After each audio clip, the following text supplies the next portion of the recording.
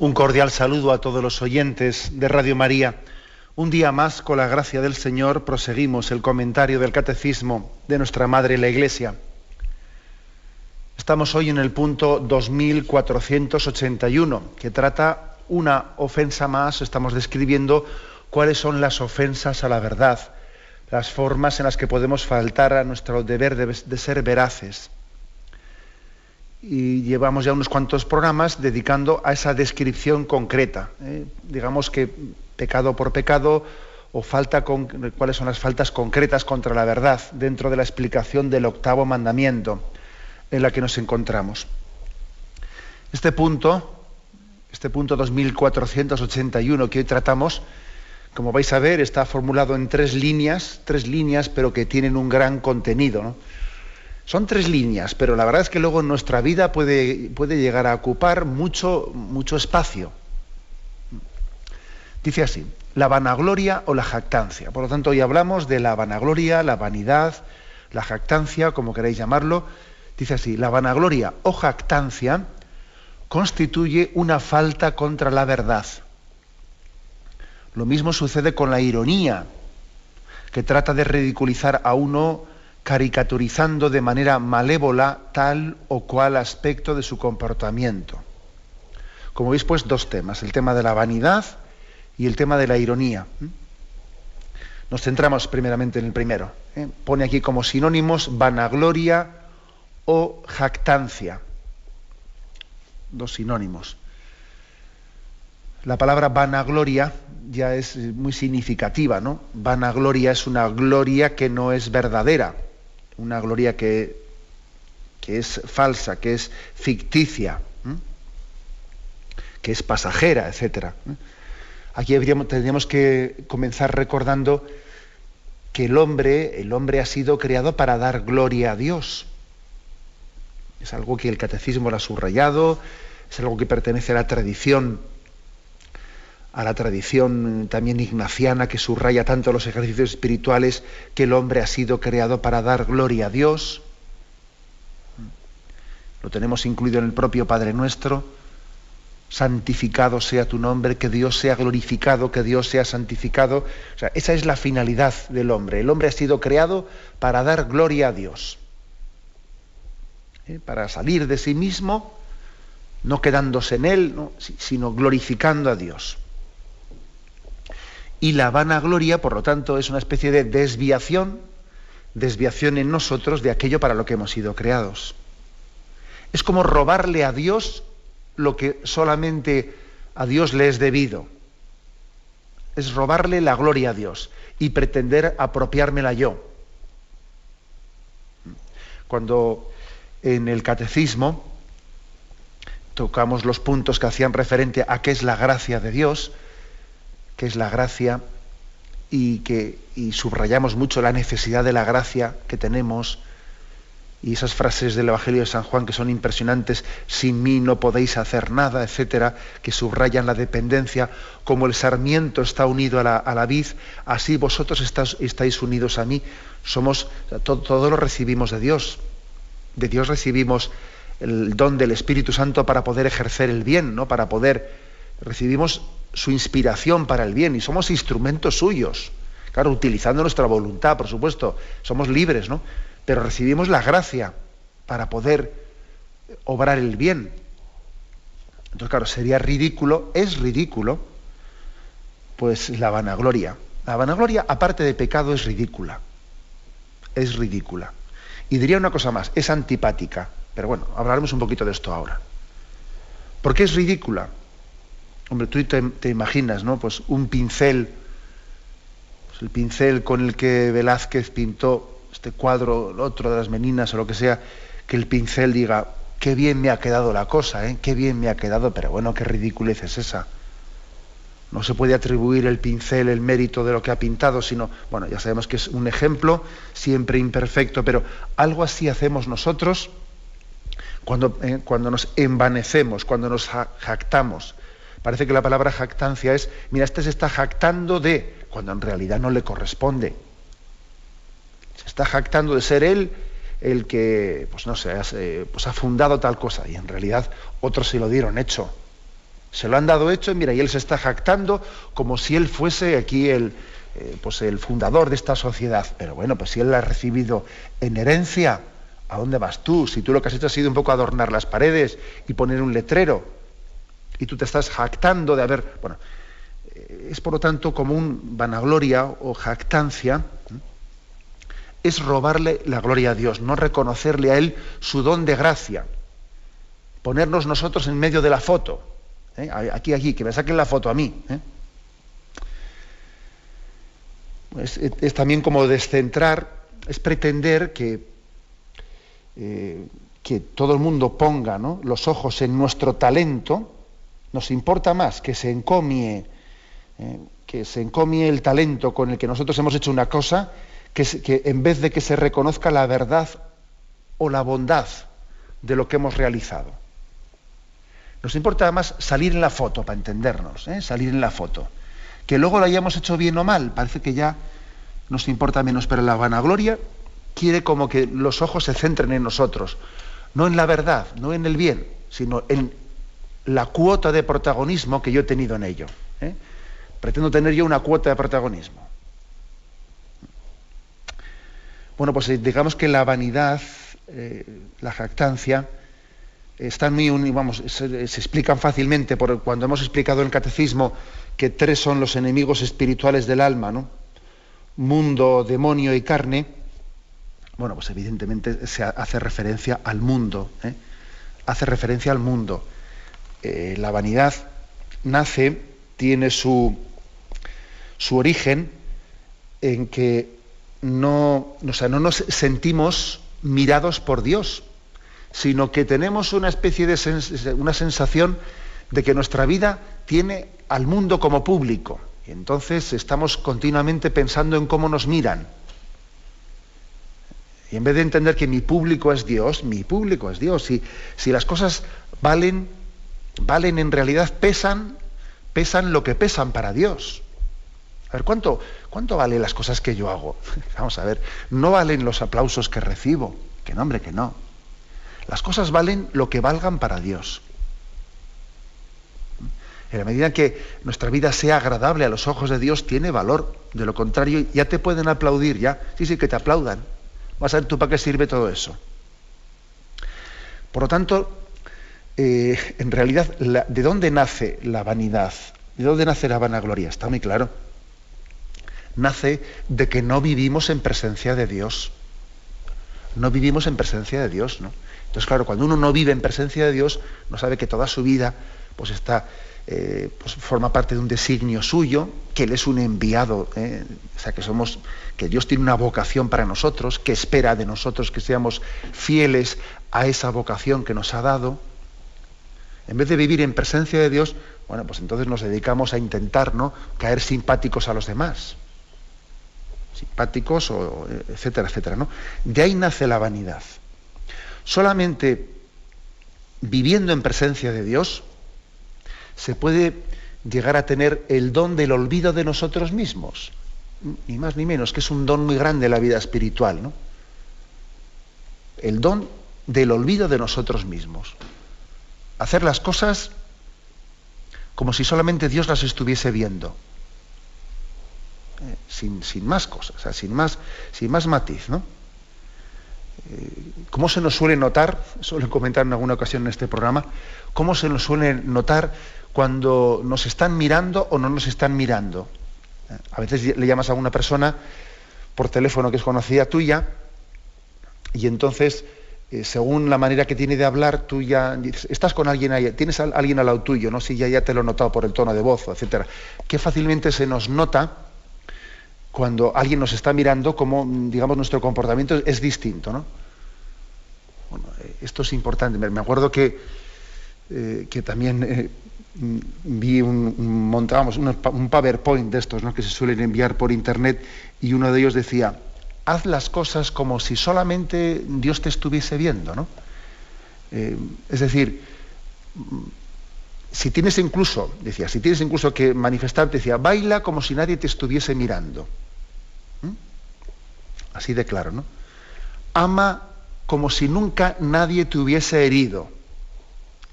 Es decir, como como si comenzase tu vida ahora delante de Dios, como si no tuvieses que estar dando ninguna justificación ante nadie, ni agradar a nadie, sino únicamente buscando el agrado de Dios, ¿no? En resumen, que la vanidad nace de que hemos perdido lo que es más sustancial para nosotros, que es vivir en presencia de Dios. Lo cual nos impide vivir el santo olvido, el santo abandono. Un paso más vamos a dar, y es que es importante que nos demos cuenta que yo he dicho antes que la vanidad nos lleva a hacer el ridículo, y además la falta de humildad, la vanidad, ¿no? Es que es uno de esos defectos que llega a ser antipático, verdaderamente antipático, muy antipático. Se dice así en plan de broma que el comercio más lucrativo sería el de comprar a la gente por lo que vale y luego revenderla por lo que cree valer. El que hiciese eso se iba a forrar, ¿no? Porque es que verdaderamente nos suele llamar la atención diciendo, pero bueno, pues este quién se piensa que es, ¿no? Y nos estamos atribuyendo cosas y dones que no son nuestros, ¿no? Y además también así un poco en plan de broma, vamos, un poco de ridiculización de este defecto, ¿no? Tan, digamos, tan incisivo en nosotros, pues decir que también con la vanidad suele ocurrir, dicen algunos, no, lo mismo que ocurre con las botellas de cuello estrecho, que cuanto menos líquido contienen, más ruido hacen al vaciarlas. Mira, si una botella es de cuello ancho, sale mucha agua y mete poco ruido, ¿no? Ahora, como una botella sea de cuello estrecho, cuanto menos líquido tiene, es que más ruido mete, ¿no? Algo así pasa también con la vanidad, ¿no? Que llega a resultar ridícula. Pretendemos quedar bien delante de los ojos de los demás y resulta que hacemos el ridículo, ¿no? Pero el caso es que si no vivimos en presencia de Dios, la vanidad tiende a infiltrarse en muchas cosas que hacemos.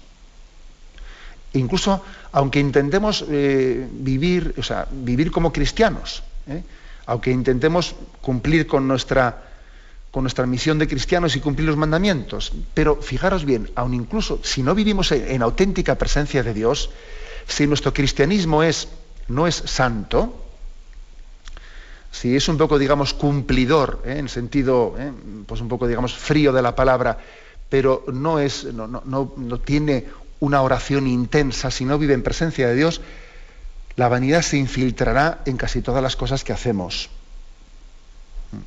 Y nos descubriremos a nosotros mismos haciendo muchas cosas por vanidad. O, por ejemplo, que nos descubrimos a nosotros mismos viendo que cuando una cosa no la va a ver nadie, ponemos poco empeño en ella, pero como la van a ver los demás, en eso me empeño un montón. Y uno dice, pero hombre, yo soy un vanidoso, porque es que me estoy dando cuenta que las cosas que van a verlas las demás, las cuido muchísimo, ¿no? Sin embargo, las cosas que no van a ver los demás, bueno, pues entonces las hago así de cualquier manera. Y eso suele ser un test muy bueno para desenmascarar la vanidad. Para desenmascararla. Es importante esto, ¿eh? Es importante, también en alguna ocasión hemos hecho referencia a cómo en las catedrales, cuando se han restaurado muchas catedrales, se han descubierto a muchos metros de altura, ¿no? Igual a 15 o 20 metros de altura, pues una serie de trabajos de filigrana que los escultores de aquellos tiempos fueron capaces de realizar a una altura y en un lugar en el que nadie nunca, ellos pensaban que iba a poder ser testigo de aquel detalle hecho exclusivamente para la gloria de Dios, y que ahora, pasados los siglos, resulta que en la restauración somos capaces de, al levantar hasta allí una grúa, de apreciarlo, ¿no? Esa manera esa filosofía de la vida, ¿no? Ese concepto de la vida de que las cosas las hago para Dios y no para los demás, tenemos que ponerlo como ideal continuamente, porque es que la vanidad tiende a infiltrarse en todo lo que hacemos. Es como si tuviésemos el riesgo de que con nuestras manos manchamos un poco todo lo que tocamos. Hacemos incluso cosas buenas, pero las manchamos un poco de vanidad, tanto de vanidad. ¿Y eso cómo se corrige? Si hago una cosa buena, pero también espero que los demás la aprecien, que me la valoren, que tal, que cual, ¿no? O sea, eso es como manchar un poco las cosas buenas que hacemos, ¿no? No digo las malas, que las malas están ya radicalmente manchadas, ¿no? ¿Cómo se cura esto? Bueno, pues vuelvo a lo que he dicho antes. O sea, no hay otro remedio mejor, aunque luego aquí vamos a dar algunos consejos más, ¿no? Pero no hay un remedio más profundo y más auténtico que el de vivir en presencia de Dios, sin robarle a Él la gloria, ¿no? Y de ese vivir en presencia de Dios, hacer las cosas para Él, por Él y para Él, ¿no? Por Cristo, con Él y en Él.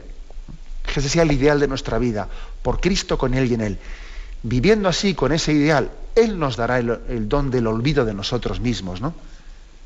Él nos dará ese don, Señor, que no me mire a mí cuando te sigo, que no me mire a mí, que mi vida no sea vivir ante un espejo, que no sea vivir ante un espejo, ¿no? El que me estoy autocontemplando continuamente, sino que mi vida sea vivir de cara a Dios, ¿no?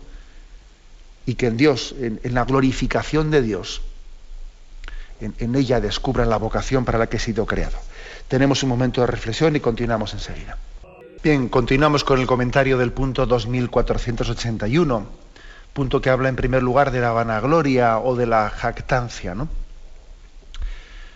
Bueno, pues decíamos que sin duda alguna la vanagloria y jactancia nace de que nuestra vida no transcurre en presencia de Dios, que la clave está en hacer actos de presencia de Dios, que Dios sea nuestro público, que Dios sea nuestro testigo, que no estemos ahí pendientes de cómo nos miran, cómo nos juzgan, cómo nos aplauden. Pero vamos a dar algún consejo más de cómo vencer la vanidad, la vanagloria. Decía San Francisco de Sales que cada pasión se debe de corregir por una virtud contraria. Y la vanidad tiene que corregirse, decía él, por la reflexión sobre las miserias de esta vida. De modo similar a como la cólera, pues tiene que corregirse pensando en la dulzura y en el amor. O sea, él ponía este consejo: la vanidad tiene que corregirse por la reflexión sobre las miserias de la vida. Bueno, y es un consejo importante. Viene bien para sanar la vanidad, entre otras cosas que también diremos,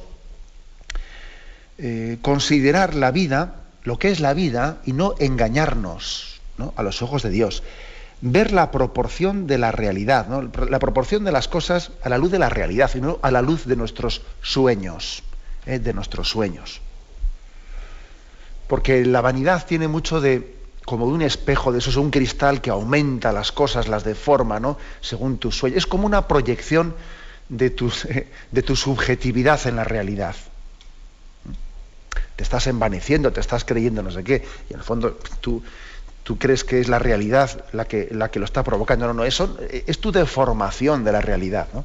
Por eso viene bien para hacer un alto en el camino y contemplar qué es la vida, ¿no? Y aquí nos ayuda mucho el libro del Coelet, del Eclesiastés, que comienza diciendo esa famosa frase, ¿no? Vanidad de vanidades, dice Coelet, vanidad de vanidades, todo es vanidad.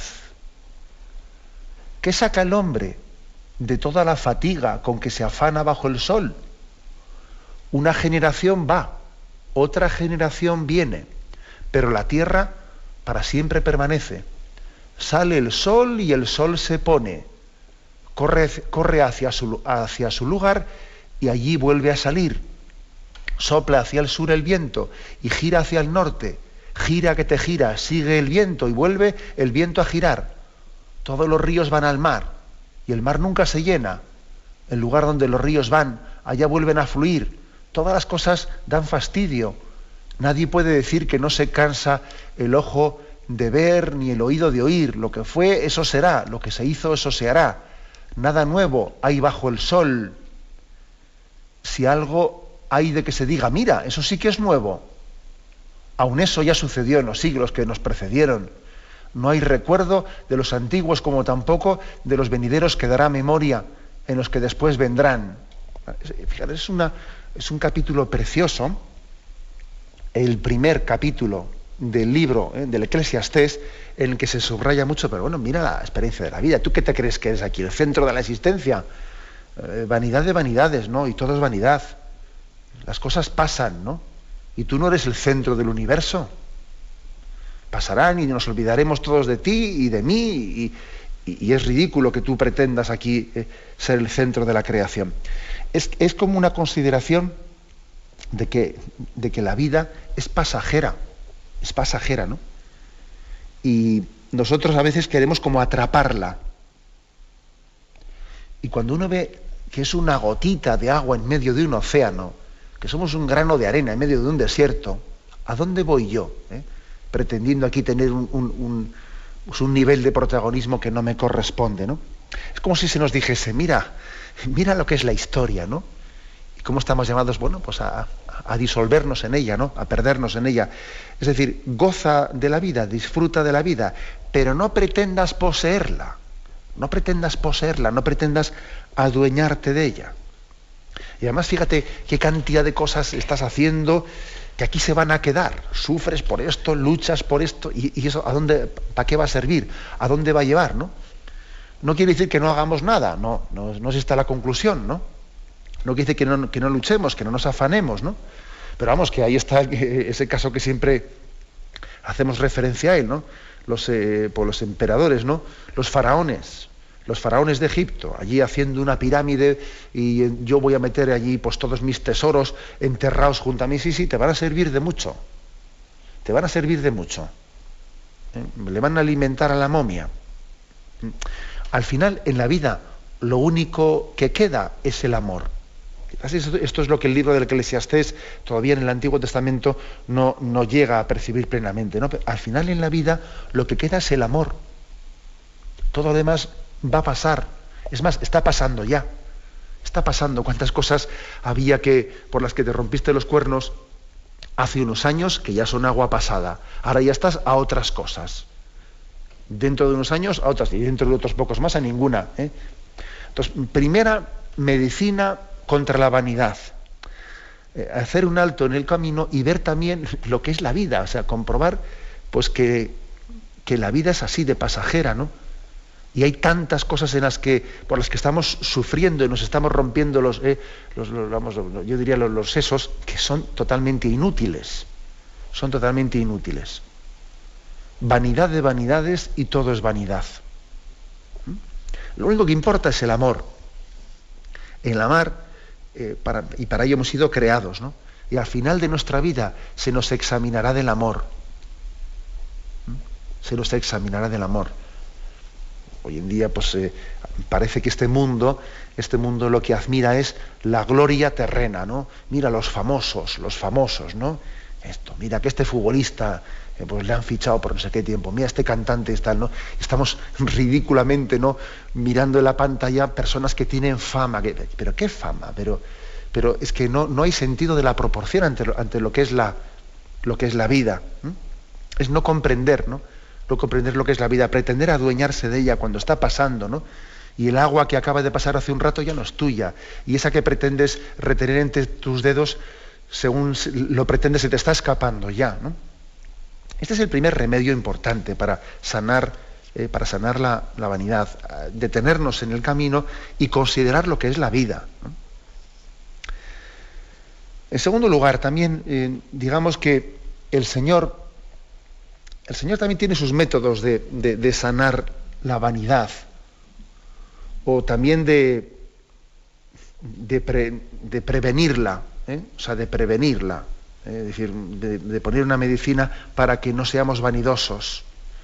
Y ocurre muchas veces, ¿no? O sea, es decir, que el Señor permite, pues, en primer lugar, a veces permite en nosotros debilidades, que nosotros constatemos la poca cosa que somos cuando, por ejemplo, vemos que pues a mí me gustaría ser buen cristiano, y al mismo tiempo el Señor permite debilidades, ¿no? Pues como a Pablo, que dice que tenía una espina clavada en su carne, y además curiosamente lo cuenta Pablo después de haber manifestado cómo él pues pudo tener una experiencia mística, que fue arrebatado a un cielo en el cual vio misterios que el ojo del hombre no puede ver, ¿no? Después de haber tenido esa experiencia mística, Pablo, después él cuenta cómo tenía clavada en su carne y al mismo tiempo una espina que él quería quitarla, y sin embargo el Señor le dijo, no, no te la voy a quitar.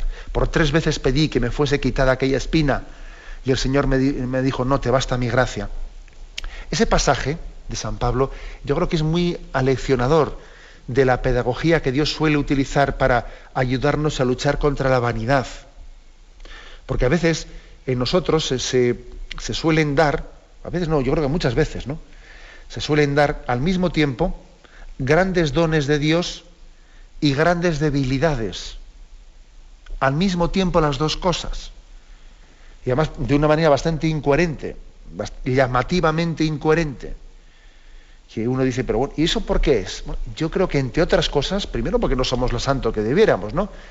Pero también porque en su pedagogía Dios permite ciertos males y ciertos pecados nuestros que sean correctores de nuestra vanidad, que sean correctores de ella. Mira qué poca cosa eres.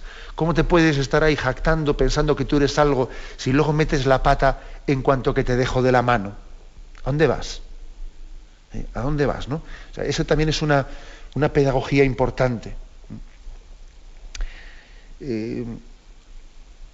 No es exactamente lo mismo, pero también forma parte de la pedagogía de Dios, lo que se llama las noches oscuras, lo que la teología mística ha llamado las noches oscuras del alma, noches oscuras del sentido, noches oscuras del alma. Hoy en día hemos reflexionado bastante sobre esto porque el postulador de la causa de canonización de la Madre Teresa de Calcuta, cuando presentó algún libro publicado sobre sus cartas, las cartas en las que la Madre Teresa de Calcuta abría su alma con su director espiritual, y llamó la atención ante el mundo, al publicarse esas cartas, las noches oscuras del alma que la Madre Teresa de Calcuta vivía en su interior.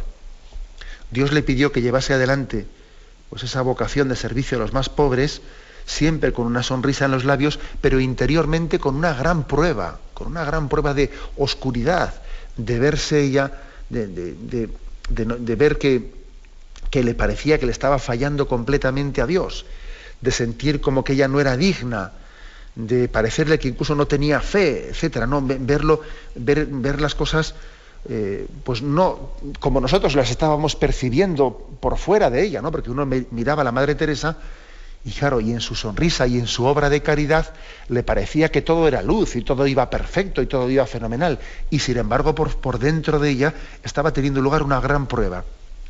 Y el postulador de la causa, cuando presentaba este libro y estas cartas, decía que es posible que esas noches oscuras de la Madre Teresa formasen parte de una pedagogía de Dios para que una mujer, una santa tan mediática, porque ahora ya le ha tocado ser santa, pues no en los tiempos de Santa Teresa de Juan de la Cruz, sino siempre con cámaras delante, siempre con periodistas, para que una santa que ha tenido que vivir su santidad en unos tiempos tan mediáticos fuese preservada de vanidad.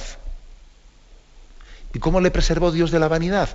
Pues sumiéndola en una noche oscura, en la que ella sentía de sí misma, tenía pues lejos de tener riesgo de vanidad, su riesgo era al contrario, porque en la noche oscura ella no valoraba nada, ¿no? Lo veía todo oscuro, confiaba en Dios, se abandonaba al amor de Dios, pero de sí misma le parecía que se iba a condenar, le parecía que era un ser despreciable, ¿no? En la noche oscura, confiaba en Dios, confiaba en su misericordia, pero que esa prueba de la noche oscura era un auténtico antídoto contra la vanidad, ¿no? Quiero decir que Dios también en su misericordia viene en nuestro socorro, ¿no? Y nos preserva para que no caigamos en la tentación de la vanidad. Tenemos un momento de reflexión y continuaremos enseguida. Escuchan el programa Catecismo de la Iglesia Católica con Monseñor José Ignacio Munilla. Continuamos la explicación del punto 2481. En la primera parte de este programa nos hemos centrado en la explicación de la vanagloria, que dice que es una falta contra la verdad. Es faltar a la verdad porque es robarle a Dios la gloria y pretender nosotros atribuirla a nuestros propios méritos, ¿no? Por lo tanto, falta a la verdad. Quien pretende erigirse en el centro del universo, ¿no? De una manera ridícula, ¿eh?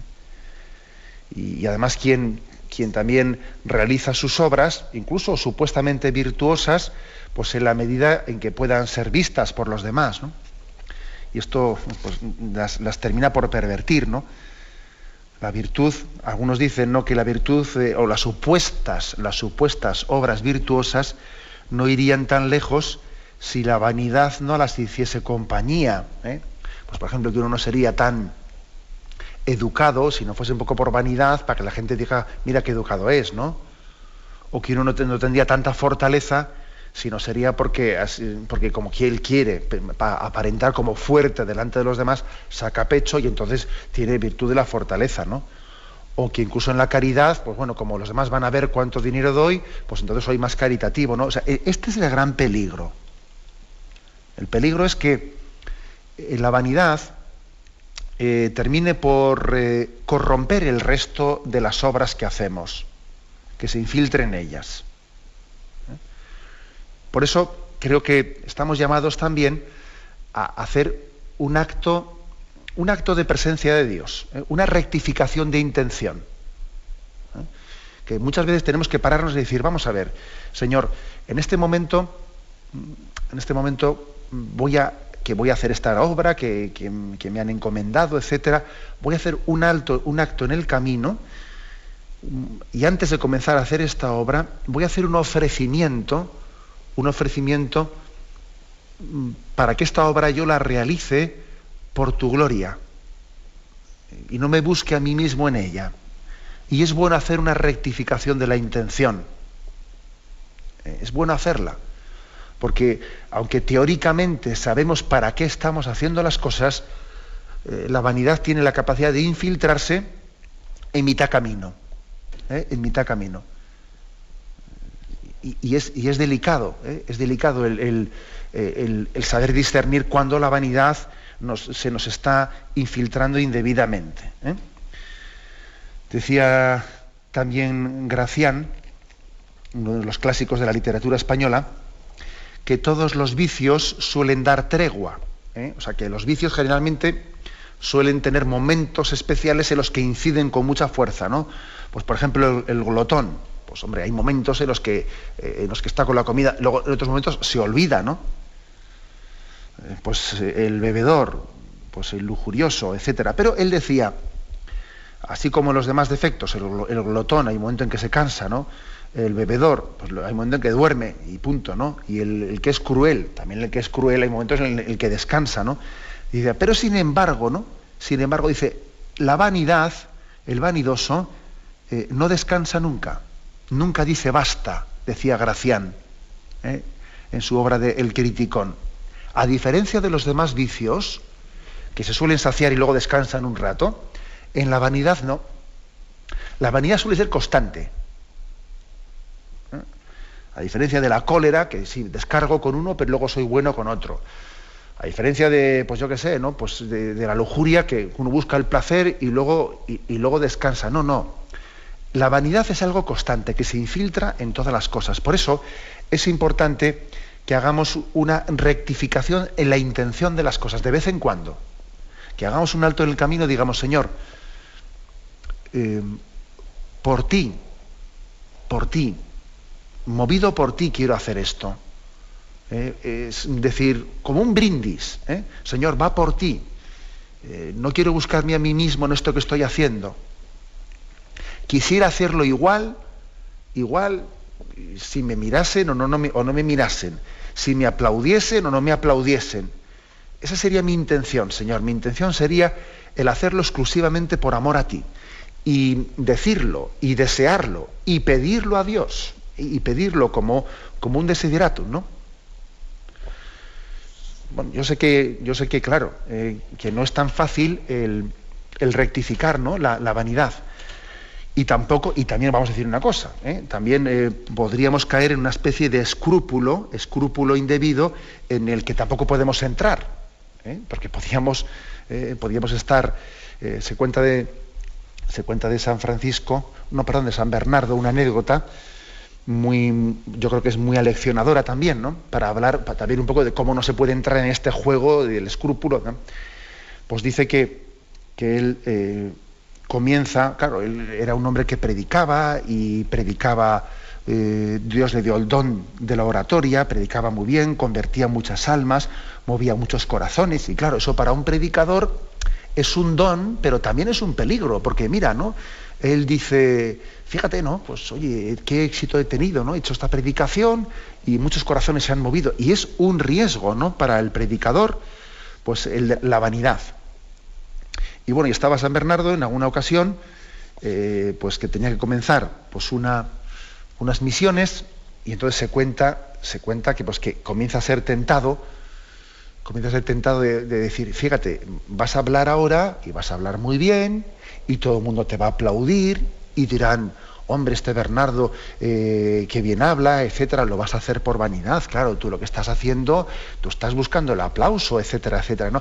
Y entonces él, al ver estos sentimientos en su corazón, se volvió y como respondiendo a Satanás en su tentación, le dijo a Satanás, ni por ti lo comencé, ni por ti lo voy a dejar de hacer.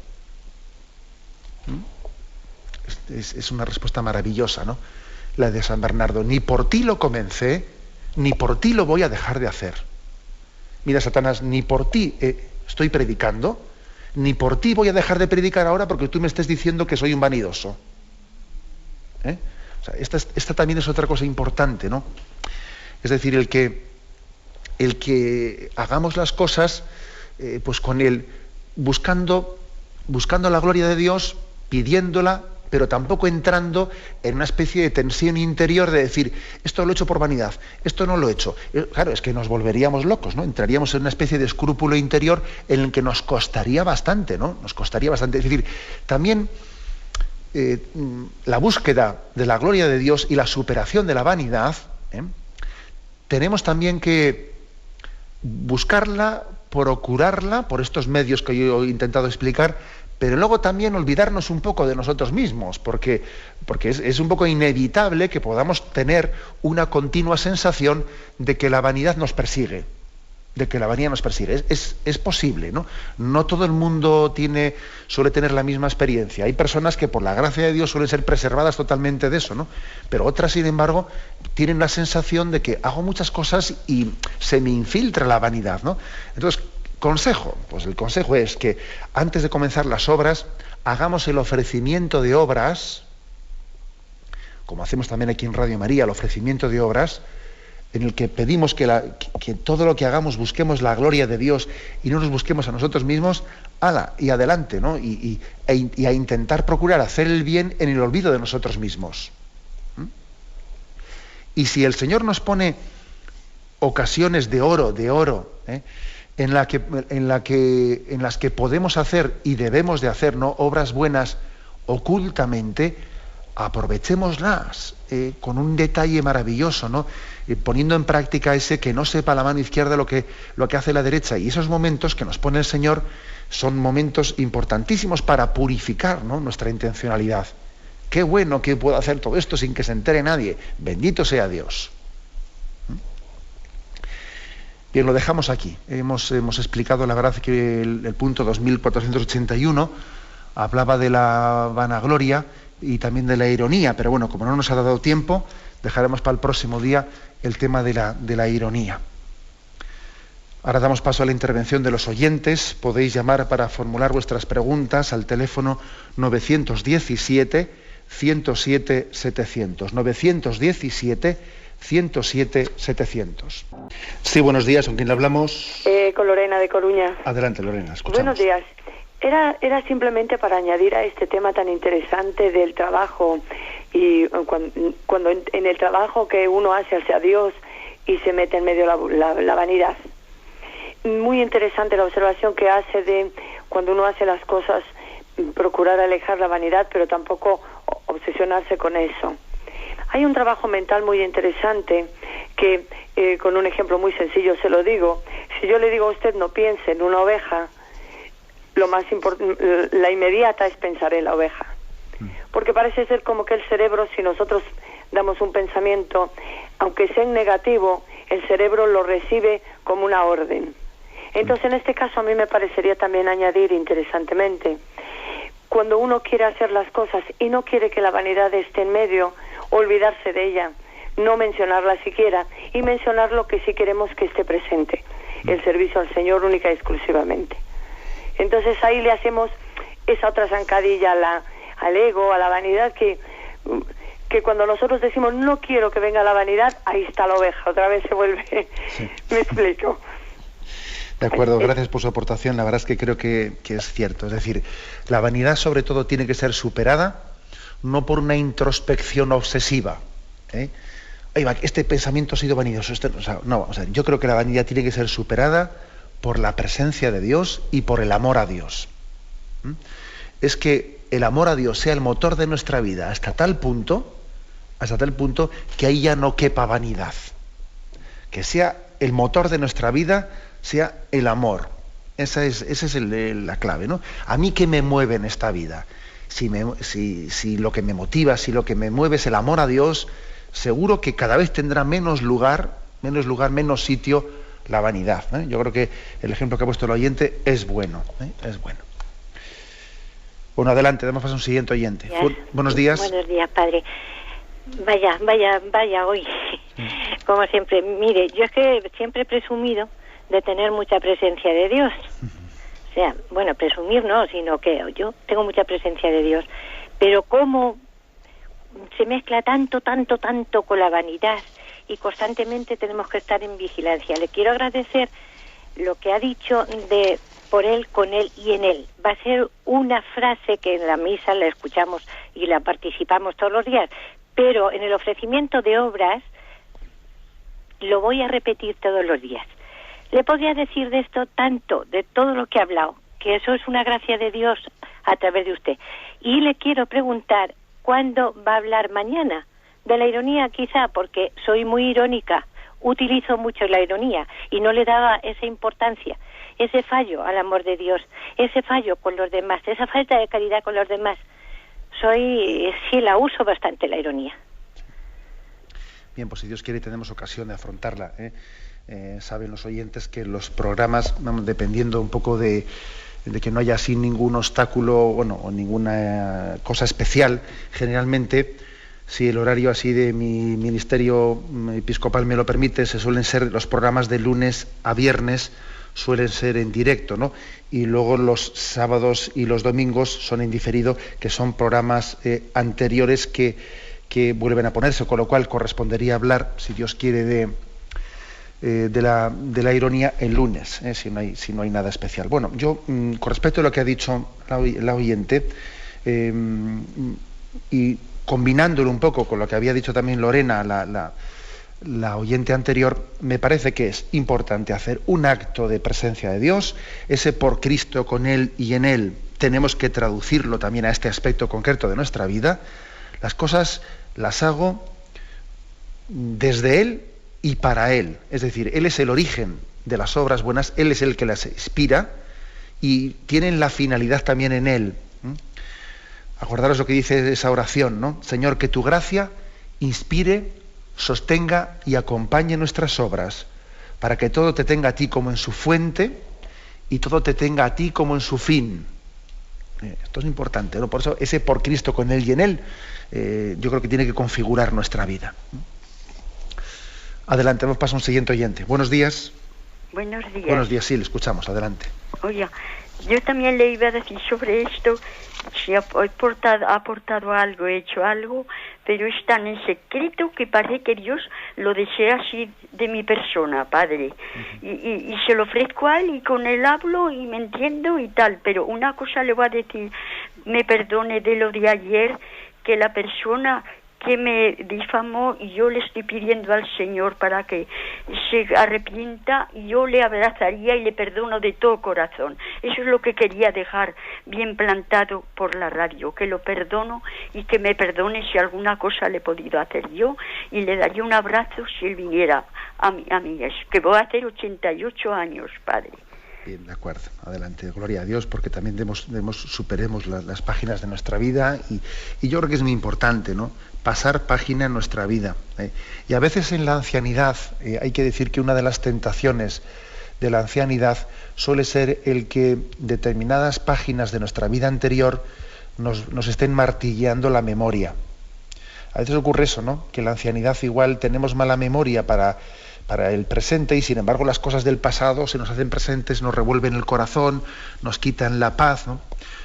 No todo el mundo, ¿verdad? Porque todos somos distintos, pero suele ser a veces, ¿no?, una de las tentaciones. Entonces, bueno, aunque no es el caso del oyente, pero también su llamada me da pie para decirlo, para las personas de más edad, que el Señor nos conceda una purificación de la memoria, pedir esa gracia, Señor, purifica mi memoria, ¿no?, para que yo pueda vivir el momento presente en presencia de Dios, ¿no? Que los problemas del pasado no se me queden enquistados, ¿no?, enquistados en rencores, en pensamientos negativos. Adelante, vamos a pasar una última llamada. Buenos días. Buenos días, monseñor. Buenos días, sí, le escuchamos. Bueno, pues mire, mi problema o mi pregunta hoy es esta. Yo soy una pecadora que caigo, entonces ayer concretamente en una reunión yo critiqué a una persona que todo lo que dije era verdad, pero yo a partir de yo creo que de la reunión yo ya me vine para casa con una tristeza muy grande porque yo tenía que haber cerrado la boca. Entonces, ¿qué puedo hacer? Yo a la persona no le voy a... Yo decía ayer, yo haré un sacrificio, yo haré una limosna, pero ¿qué puedo hacer yo para restituir no mal ejemplo? Porque con las que estaba me conocen, pero pues sí, también mal ejemplo que les di. No sé, me siento mal conmigo misma por yo tenía que haber callado la boca. Pues mire, un consejo práctico, ¿no? Vamos a ver. Primero, que bendito sea Dios que le hace caer en cuenta de eso, ¿eh? Si usted lo que hubiese dicho, pues hubiese sido decir cosas falsas de esa mujer o de esa persona, usted tendría un deber de restitución de su fama, ¿no? Porque usted lo hubiese injuriado o hubiese difamado o calumniado. Bien, como lo que usted dijo, literalmente, objetivamente hablando, usted entiende que es verdadero, vamos, la restitución de la fama no es el caso, ¿no? Pero sí que, aunque no sea ese el caso, aunque no sean unas calumnias, esa crítica innecesaria, porque en el fondo la difamación consiste en, vamos a ver, estar criticando en un lugar en el que no era necesario hablar de eso, ¿no? Y podíamos haber callado perfectamente. Pues yo pienso que esa crítica innecesaria, puede ser también sanada a través de, digamos, dos cosas, ¿no? La oración por esa persona a la que usted ha criticado y también el que usted esté abierta a ver las virtudes de esa persona, que también las tendrá, ojo, seguro que las tendrá. Esté usted abierta a ver las virtudes de esa persona y a decirlas en público también. Proponga usted estas dos cosas: la oración por esa persona y también la manifestación de las virtudes de esa persona ante los demás, y incluso también ante las personas ante las que usted la ha criticado en algún momento determinado. Bien, tenemos el tiempo cumplido. Me despido con la bendición de Dios Todopoderoso, Padre, Hijo y Espíritu Santo. Alabado sea Jesucristo.